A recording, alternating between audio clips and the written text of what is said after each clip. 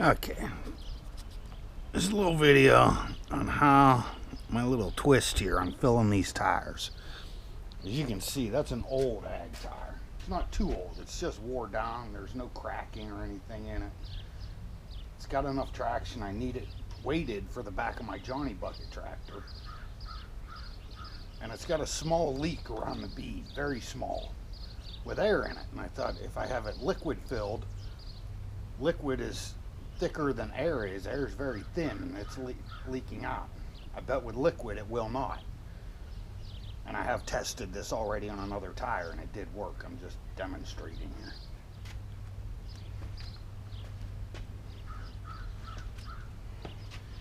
So the solution, and I don't think I'd do this to a new tire, take an 1/8 inch drill bit, drill a hole down through the top.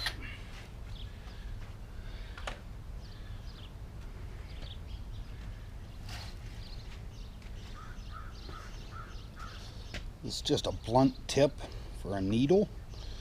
I use it for greasing stuff. I have several, but that's so air can escape from the top of it. Because when we're done, there'll be no air whatsoever in this tire. It'll be completely hydraulic.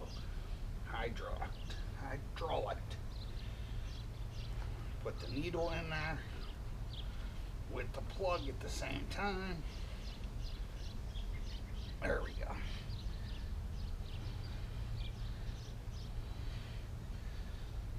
There.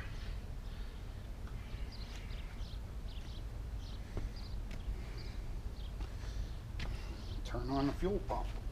There's a fuel pump I got. Running off a computer power supply.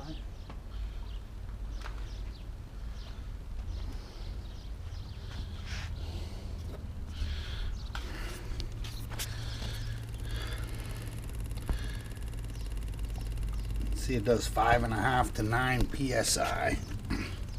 Just run it off a computer power supply.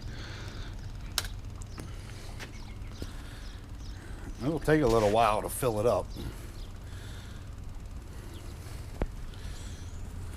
Once it gets full, it'll start coming out of this needle. And then I'll yank the needle in the tool for the plug and leave the plug in it. And then just leave that pump running for a while. And it'll pressurize that tire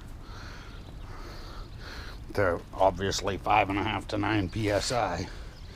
And it's good and hard there.